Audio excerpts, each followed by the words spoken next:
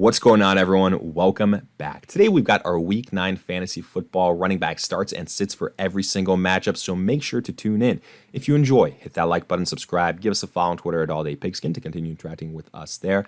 Let us hear in the comment section, do you agree, disagree, along with any other questions you guys might have. We'll do our best to answer them all, but with that being said, let's get right into it. Before getting into our breakdown, I want to highlight the sponsor of today's video, OddsJam. OddsJam continues to be the place that I use for all of my sports betting research, from the NFL, NBA, MLB, to daily fantasy and everything in between. But don't just take my word for it. Let me show you firsthand all the amazing tools OddsJam has to offer. Starting with their positive EV tool, which identifies situations where a single sportsbook has mispriced their line compared to the rest of the market. They're basically willing to pay a lot more so that you bet with them compared to the other sportsbook. At the end of the day, you're getting the best odds, essentially a mathematical edge and guaranteed money in the long run. But also available is OddsJam's arbitrage tool, which shows situations where the market is so mispriced that you can bet on both sides and guarantee a risk-free return. OddsJam's calculators show you exactly how much you have to bet on the over and under and what the respective guaranteed risk-free return would be. There's also OddsJam's Sportsbook tool, which consolidates all available market info, over 200 sportsbooks, and provides updates in real time and allows you to see line movement. But my personal favorite is their Fantasy Optimizer tool, which is great for those using PrizePicks, Underdogs, or other daily fantasy sites, as you get to see discrepancies between all of these sportsbooks. Imagine, PrizePicks has a Patrick Mahomes line at 200.5 passing yards, and all other books like FanDuel and Underdog have this line at 230 passing yards. Well, getting the over 200.5 on PrizePicks would be an absolute steal. Guess what? OddsJam does that for you. And the good news is, if you sign up today and use our code PIGSKIN, check the link and promo code in the description of this video, you will get 25% off your first month. OddsJam also has a 7-day free trial, so you get to try before you buy. So don't waste any more time and sign up for OddsJam using our code PIGSKIN today. Now, we kick off Week 9 on Thursday with the Titans at the Steelers, and I'm focusing mainly here on Derrick Henry. In my opinion, the only big name really worth starting as far as the running back position is concerned. The reason I say that is, we've got a little bit of an intriguing situation in Tennessee with Will Levis. Last week, huge performance in his debut, 4 passing touchdowns. Now, the question is, will that happen every single week? Obviously not. And he can fall back down to earth here versus the Steelers' defense, short turnaround, that type of situation. But what we cannot deny is that with Will Levis, the Titans did open some things up through the air. And more importantly, that then opened things up for Derrick Henry on the ground, and he was able to wear down, opposing defenses. And I think we could see something like that here versus Pittsburgh. I will, however, say I don't think he's in the RB1 conversation again. I think Will Levis will struggle a little bit more. So I'm having Henry mainly as a high-end running back in standard formats. For the Steelers on the flip side, they could be without Kenny Pickett. Not that that really matters all too much. You've got Mitch Trubisky as the backup, who some could argue is just as good, if not better, than Pickett. But at the end of the day, to me, that doesn't matter one bit because it doesn't fix the running back situation the Steelers have dealt with all season long, and that is that neither Najee Harris or Jaylen Warren have proven to be the guy. And it's tough to get excited about 10 carries apiece, if not less, especially versus a Titans run defense that has been, for the majority of the season, pretty good. For that reason, both Najee Harris and Jaylen Warren, regardless of who the quarterback is, are sits. Then Dolphins at the Chiefs. Now here, Dolphins, Raheem Mostert, you continue to start him. We can have a conversation once Achane returns, but Jeff Wilson right now, he's the backup. He's primarily a backup, nothing else unless it's a complete blowout. I don't see too much production from him, so Mostert in the RB1 conversation. For the Chiefs, well, they're coming off a awful loss, but I do think it was more of a fluke loss versus the Denver Broncos that not a lot of people saw coming. And here, it's going to be a back and forth game. A lot more points are going to be put up. And I think the two top weapons for the Chiefs and Travis Kelce and probably Pacheco are going to be involved. I think we're going to see a bounce back performance from Pacheco. However, to me, that still means probably low end running back 2 production, unless you see touchdown success. I mean, if you kind of extrapolate the numbers Pacheco has had without touchdowns, that's kind of where he slots in. So for that reason, that's kind of how I view him going forward. Afterwards, Vikings at the Falcons. I only have one name to start here. That is Bijan Robinson. Last week that he wasn't dealing with a headache or whatever the situation was the week prior, he put up decent numbers, and I think he can have success here versus the Vikings because, let's be honest, the Vikings are in a complete different situation now compared to really the majority of the season beforehand, and that is because of the injury to Kirk Cousins, Achilles. He's done for the year. They trade for Josh Dobbs from Arizona. That doesn't mean a damn thing here.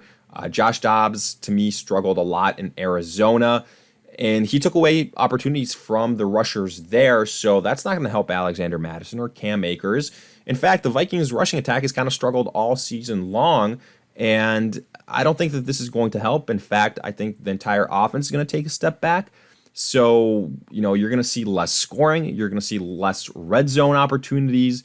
I understand the Falcons' defense isn't the best defense in the league, but still, I'm sitting all the rushers here. If Kirk Cousins was available, it'd be a different situation, but it's not. I think for the rest of the season, honestly, Madison and Cam Akers are going to be sits. And then Tyler Algier, more so a handcuff, a backup. Now that Bijan is back healthy, Algier is back in the sit spot for me. Moving on, Bears at the Saints. Only one name you should be really maintaining your eye on. That is Alvin Kamara, who, just saying, since he returned from suspension, has been the RB1 in PPR scoring. Absolutely insane. We told you guys he'd be an insane value once he returned. That's been the case. You better believe he's going to continue doing it versus the Bears. We saw what Austin Eckler did versus them. Kamara is going to be a top 5 running back, in my opinion, unless he gets vultured on a bunch of touchdowns by Taysom Hill. But, Taysom Hill, not really a running back, more so kind of that faux tight end quarterback situation, so we're not going to talk about him too much. Then for the Bears, the Saints defense is stingy. I think they're going to cause a bunch of issues for Chicago. And we said it last week, Foreman did great while Roschon was unavailable, but as soon as Roschon returned, and when they were going up versus a team that could score some, points offensively, this is going to be a 2-man type of deal. And that does not provide enough opportunities for this struggling offense. Both these guys are sits once again. Afterwards, Rams at the Packers. I'll start Darrell Henderson here. I know both him and Royce Freeman, kind of struggled last week. You could argue Royce Freeman, he did have some touchdown success, but some of that usage you could say was when that game was completely out of hand. I still think Darrell Henderson is the top guy. And the Packers, completely different team from that of the Cowboys. Packers right now are a mess. I think Henderson can be a solid low-end running back too. Royce Freeman, I would still have as a sit. I'm not chasing the touchdown success. Henderson is still getting more usage here. Then for the Packers, Aaron Jones, very, very disappointing last couple of weeks. Again, you could argue he's still not 100% healthy. But with coaches saying we need to get him more involved, I do think we're going to see that a little bit here. Maybe it's just in the short term, but still, I think in PPR formats, again, he's probably another low-end running back too. Basically, it comes down to I'm going with the starters here, but low-end running back 2 situations, and then I'm sitting the backups. For the Rams, it could be a little bit of a struggle if Matthew Stafford doesn't play. That's something to keep an eye out for. Hopefully, that is not a long-term situation, though. Then Commanders at the Patriots. I'll start Brian Robinson. For Washington, I think this will be a close game. I don't see the Patriots blowing out Washington. And I think Brian Robinson will get between 15 and 20 carries. He's had some touchdown success. I think he's a low-end running back too. For New England, Ramondre Stevenson. I'm continuing to say on paper in PPR format, Stevenson should be better, especially with Bourne going down for the rest of the season. Like, who are the best pass catchers on this New England team now? I think Stevenson is at the top of that list. Yes, you're not getting like 20 carries a game or something like that, or the rushing touchdown success, but Ramondre Stevenson through the air, there's no reason why the Patriots can't do what Stevenson with like the Bucs are doing with Rachaad White. The Commanders don't scare me defensively. So I think Stevenson is a start in PPR formats, low end running back 2. And then I'm sitting Ezekiel Elliott, without the pass catching opportunities, just getting like 8-9 carries a game. It's tough to get excited about that. For that reason, Zeke is a sit. Next up, we've got the Seahawks at the Ravens. I'll go with the top 2 guys here in Kenneth Walker and Gus Edwards. I think Kenneth Walker has the higher upside, and I realize he's coming off, a bit of a down week, and Gus Edwards is coming off a freaking 3-touchdown performance. Are you kidding me? But Walker is going to get more opportunities. I think he's the better overall running back. So for that reason, I do believe more so in Walker. I think he is a mid to high end running back 2. Gus Edwards in standard formats, low-end running back 2 that will be touchdown dependent. And then Justice Hill, he's a sit. He's the backup to Edwards. That's kind of what it boils down to. Then Bucks at the Texans. Only one name I want to start here, that is Rachaad White. I'm not extremely scared of the Texans defense. I think, we've said this before with White. You play the matchups, and I think this is a favorable one. If we see the streak of pass-catching opportunities continue for him like we have the last 2 weeks, then in PPR formats, he gets a nice little boost. I still have him as a low-end running back 2, however, because that floor could fall out at any point.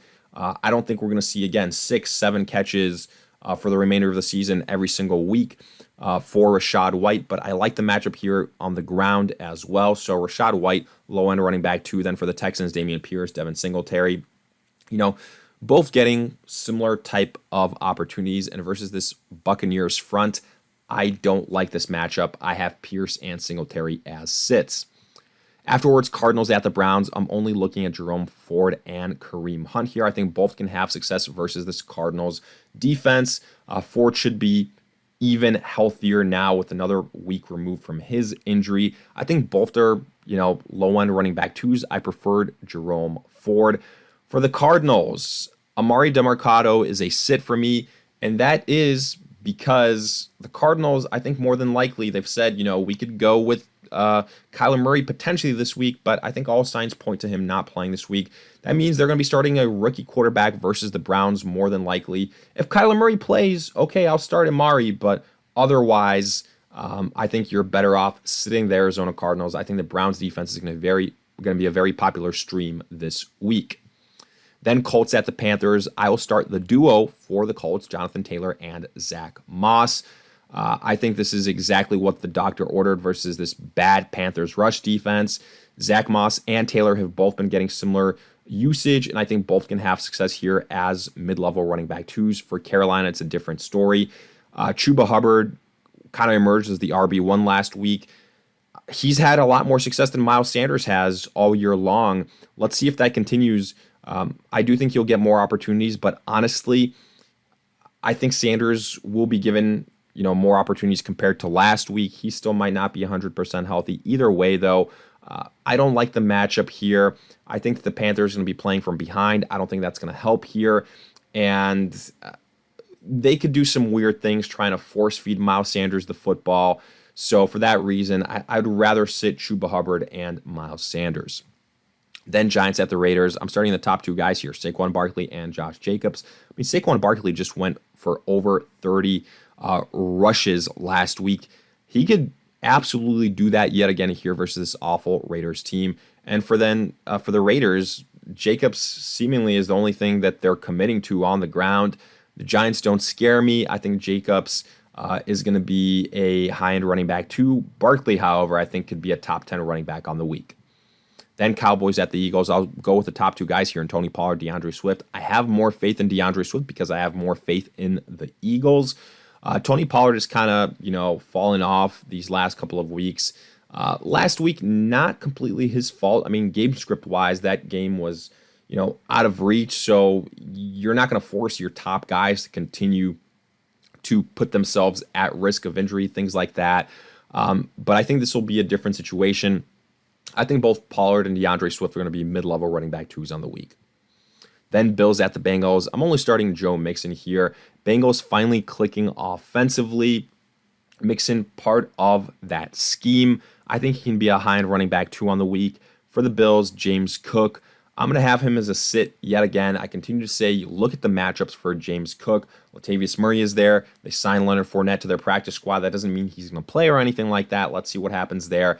I just don't like the matchup here. I think it's going to be an aerial type of game where it's, Stephon Diggs, Gabe Davis, Chase, T. Higgins. I think James Cook might be a little bit of a forgotten name. I believe more so in Joe Mixon. I think he's going to be a mid-level running back too. James Cook, I prefer to sit. And then Chargers at the Jets. I'm starting the top two guys here in Austin Eckler and Breece Hall. I believe a lot more so in Austin Eckler. I think he's going to see better rushing opportunities. I think he's going to see more red zone opportunities. I think he's the better pass catcher, obviously in the better offense. Then Breece Hall, look, last week we said we're not seeing the success on the ground from Breece Hall, but because of what he can do as a pass catcher, he's been able to, kind of fix a lot of those issues. We saw that be the case last week. I think we can see it again this week.